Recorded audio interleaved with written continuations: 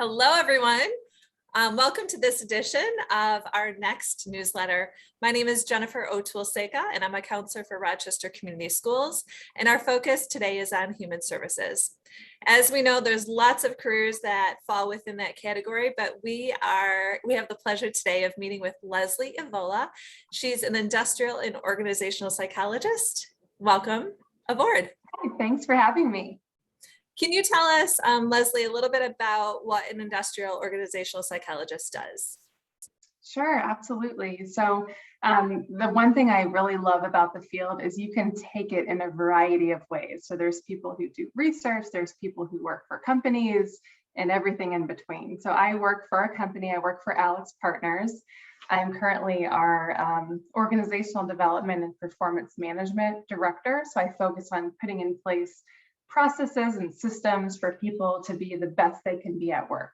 And I've also done the assessment route where I've helped people one-on-one understand their personality and what jobs would be a good fit for them. Thank you. What training did it take for you to get to this position? So I have a PhD in industrial organizational psychology, sometimes referred to as IO psychology. So I got my undergrad in psychology, and then it was a combined master's and PhD program, which typically takes about 5 years together. I took a little bit longer, but that's the typical route. Great. And what personal characteristics do you feel you have that make you a good fit for this career?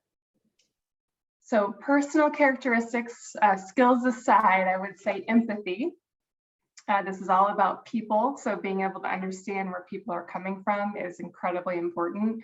I'd also say collaboration and just a willingness to work with people.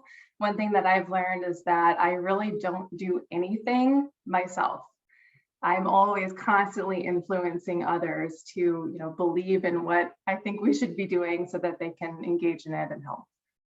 And I think the one part about psychology that some of our students maybe don't recognize is the combination or the relationship that you can have from the business aspect, which it sounds as though is the majority of what your work is.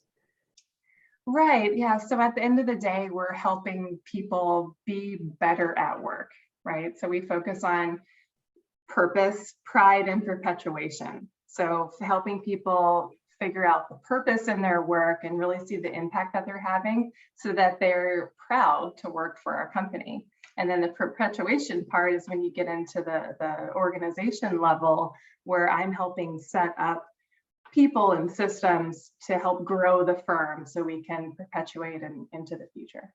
Awesome. Thank you. What would you say that you most enjoy about your job? I think it's again, we talk about people a lot, the people side.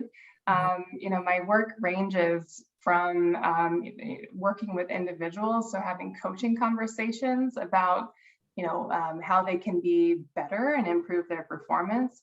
I also work with our top leaders to think about how to just be better as a firm, like succession planning is a really great example. What leaders do we need in the future? Who do we have in the firm who could fill those leadership roles, and how do we get them, developed and ready for those roles? So there's a lot of variety, a lot of one-on-one interaction, but also, big company-wide initiatives that you can really see an impact. Awesome. What were some classes that you took in high school, or even some different toys that you played with a kid or as a kid, or different things that you enjoyed doing as a kid, so we can help our students kind of identify those skills that they have within themselves for this to be a possible career option for themselves? Sure. Well, when you said toys, I thought immediately about, rather than like coloring with my crayons, I would first organize all of them, right?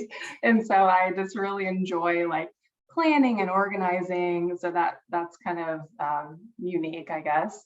In terms of classes, I took an AP psychology class in high school, and I just always felt like psychology was interesting. I wanted to check it out. I didn't really feel a connection with the therapy counseling side of psychology. But we had a class that talked about the different areas of psychology, and we talked about IO, and that connection to business and that industrial side of it was really interesting to me. Great. Any advice for our students, kindergarten through 12th grade, in regards to really finding their own path of best fit career? I would say, expect to change your mind. So ask a lot of questions.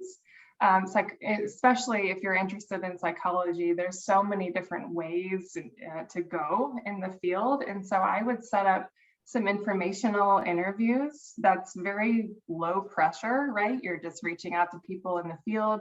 You'll find people are typically really receptive. If anyone were to reach out to me, I would love to talk to them. And just, asking curious questions to see if you could see yourself in that position. Thank you. Any last minute piece that we haven't covered that you'd like to share about yourself or about the career?